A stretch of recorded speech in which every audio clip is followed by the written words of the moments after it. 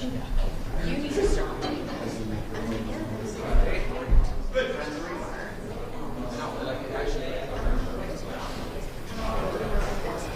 Mark, you're done. He's spoken to it. Like,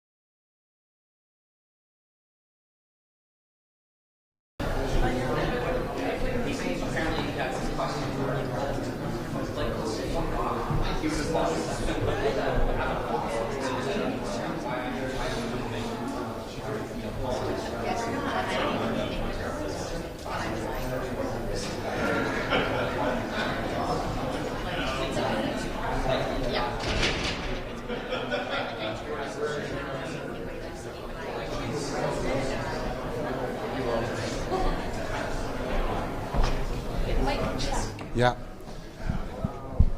This is really low. How's this for height? 1, 2, 3, 4, 5. Hey folks, Jamie, love you, absolute champion. Ready? Good. Okay.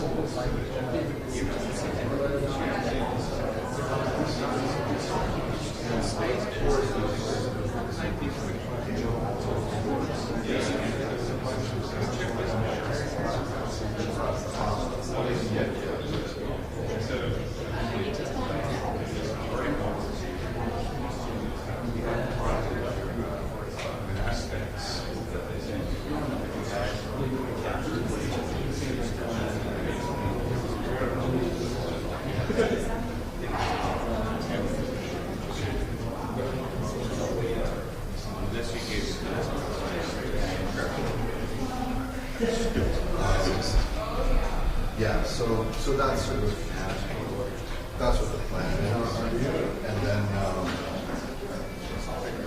depending on where I am, because I think we're different.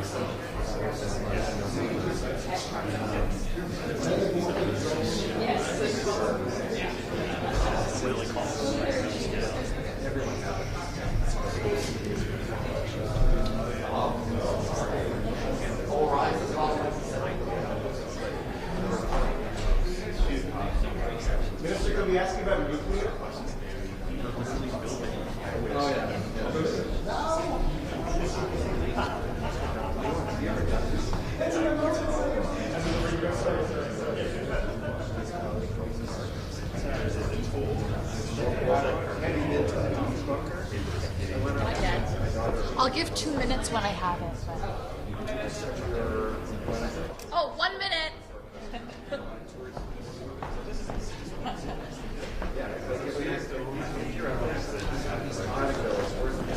Yeah, we spent 4 hours. So 4 levels. Yeah. Oh, yes. Carp not crack. There we go. We're ready when you're ready. Okay. I'm always ready. I was born ready.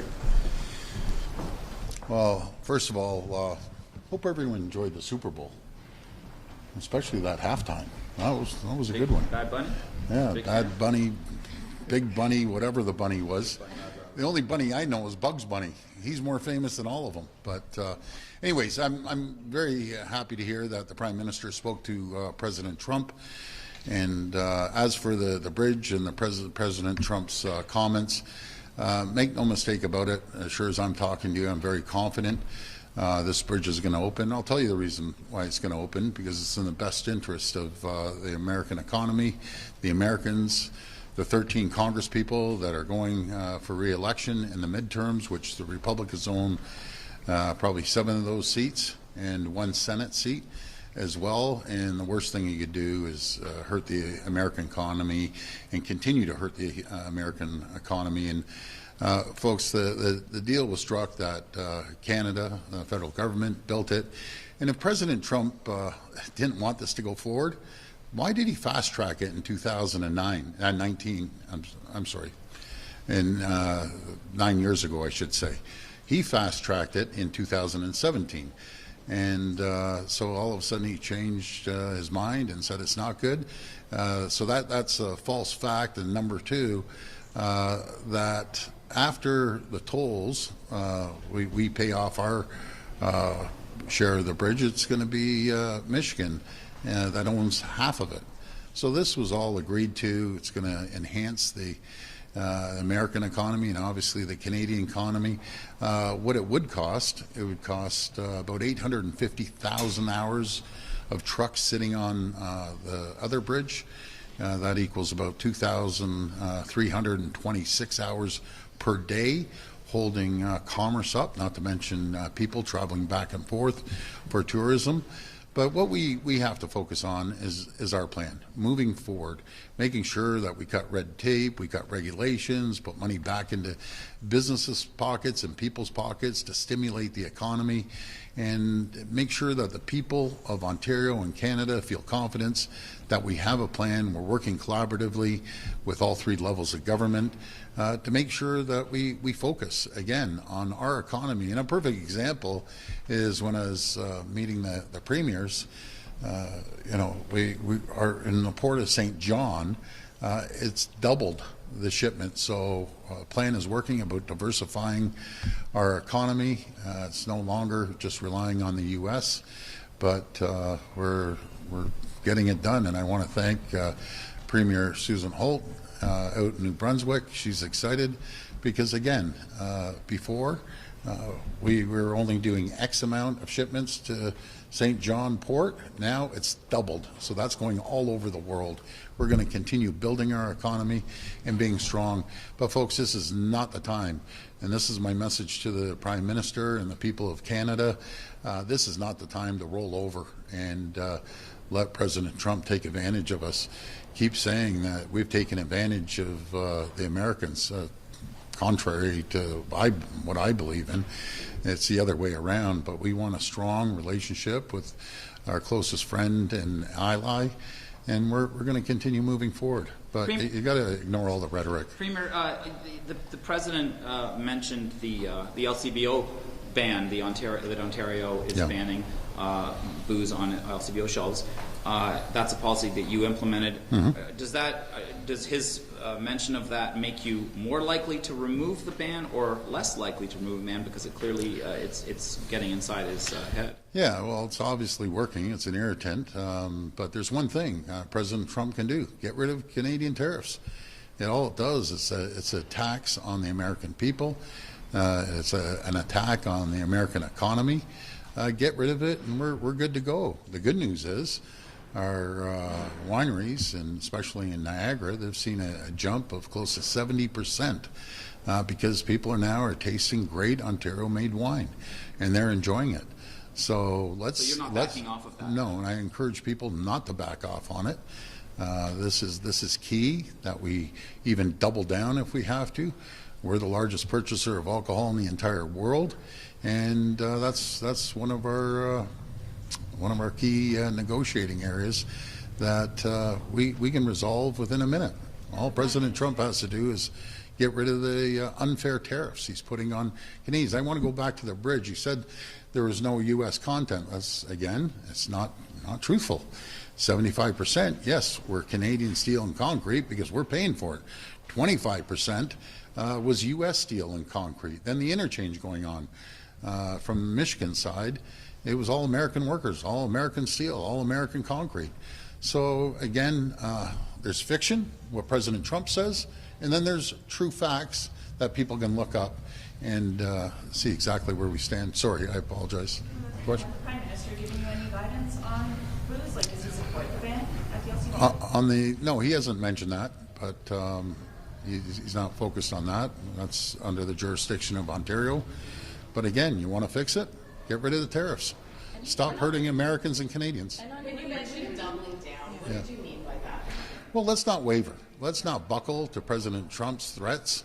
Let's be strong as we have been. Let's continue to be strong. Negotiate through strength, not weakness. And we need to move forward. And I think the president has to realize if he doesn't, the midterms aren't going to turn out too well for him. And just imagine if he took a different approach, President Trump, how wealthy and strong the whole world could be, and everyone would be thriving and prospering. And as I always say, you can't unscramble an egg, you got to make the omelet larger. And it's unfortunate he's taken this approach to hurt his own people. He's hurting the American people and the American economy. Did you get any assurance that any international automaker is ready to open a plant in Canada yet? Not yet, but let's hope. We've created the environment and the conditions for companies to come here. We've cut over $12 billion of burden off the backs of people, off the backs of companies, to create the environment to be competitive around the world. And I'm going to once again call out Hyundai. And Kia. They're selling 220,000 cars a year here. You have to open up a facility. I want to thank PowerCo and Volkswagen down in St. Thomas. They're well on their way. Let's bring vehicles here. But this is all conditional as well on having a great trade agreement, a fair trade agreement with the United States. Premier, you mentioned the Super Bowl off Yeah. the top. It turns out Ontarians bought themselves a Super Bowl ad. Can you tell them how much they spent on that? Well, every single year, it's all fully transparent. The numbers come out. The auditor checks it. The numbers come out. But this is about telling the people that we have a plan. The plan is working. We're moving forward. And we don't deviate from our plan and opportunities, no matter if it's in the nuclear sector that we're leading the world in, or the rare earth minerals.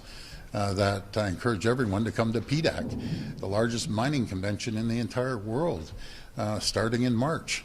So let's look at our strengths. We have a plan, and there's opportunities, so we stick with this plan for Ontarians and Canadians. Premier, also during the Super Bowl was a major ad by Diageo featuring rock star Dave Grohl talking about old Canadian-made inventions, including Crown Royal whiskey. What do you think of that, and is there any progress your office has made? I know you're talking to Diageo right now. Yes, that is correct. My message to Diageo when I spoke to him is, help me help you. Come up with ideas how you can hire more people. Again, as I mentioned, I'm sure they're bright business people. I know their company's hurting a bit, but in saying that, you don't go after your largest customer in the world.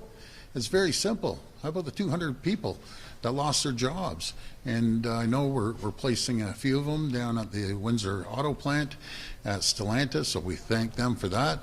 But again, we need to see some opportunities for Ontarians. Premier, can you comment on your conversations with the Prime Minister about a possible early election? Why you said that stability is necessary right now?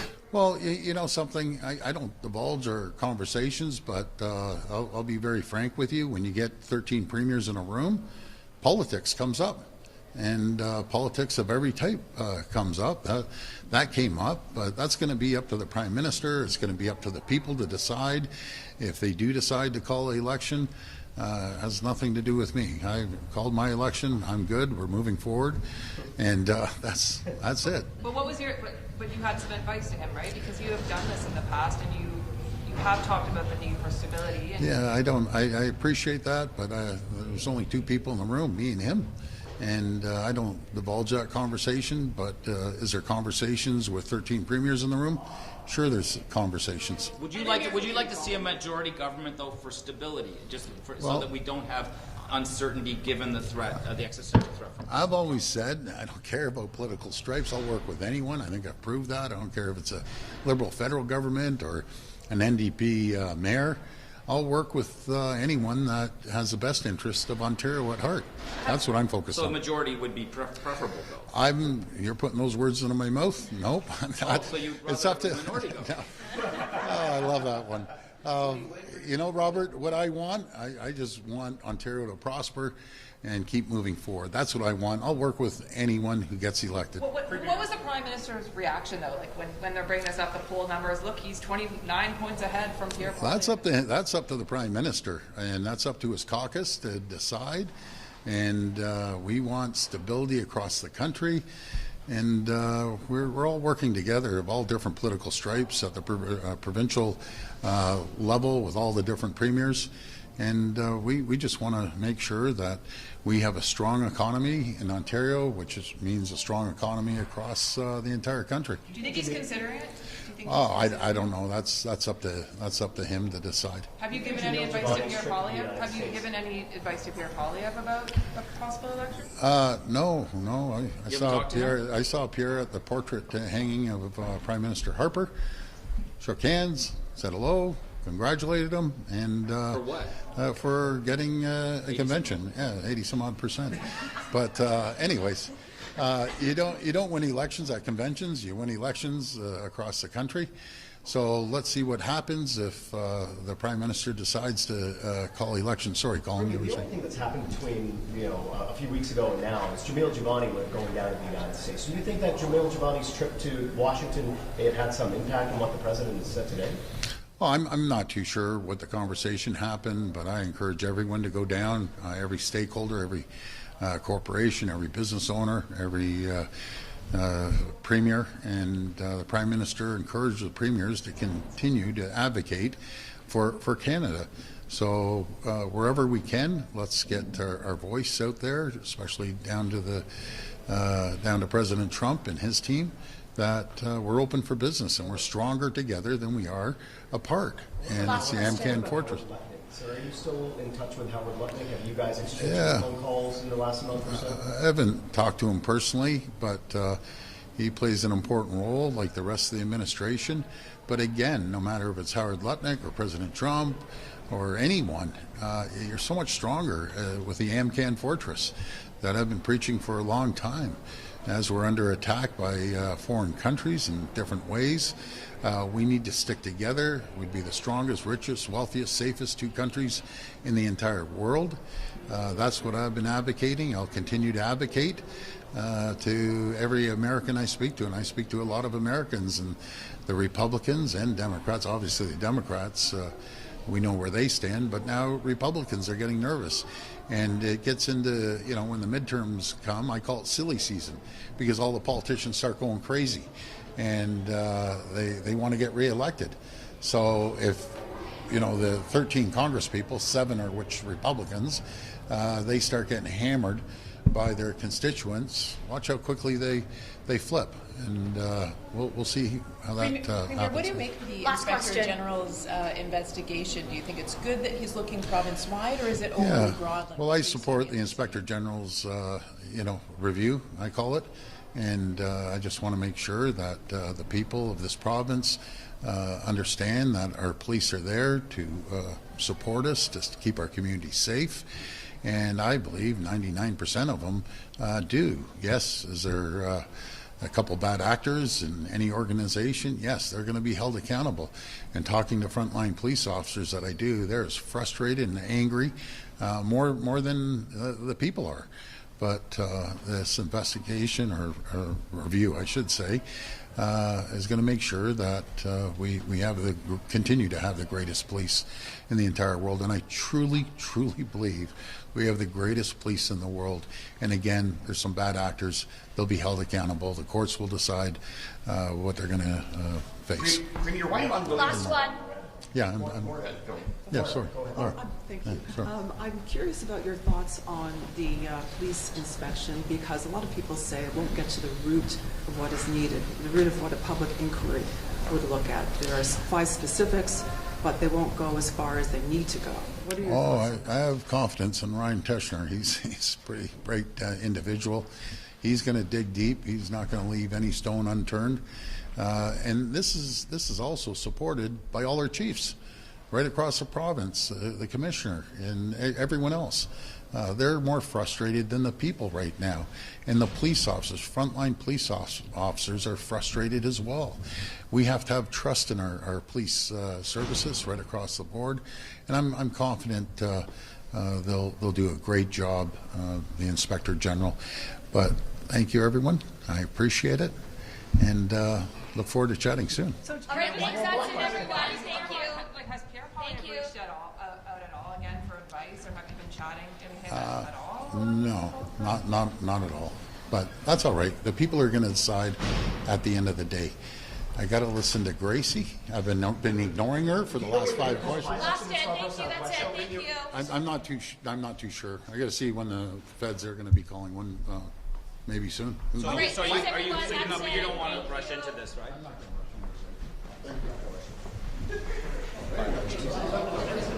Colin, you heard him? Colin, he's not going to rush into it. You heard him?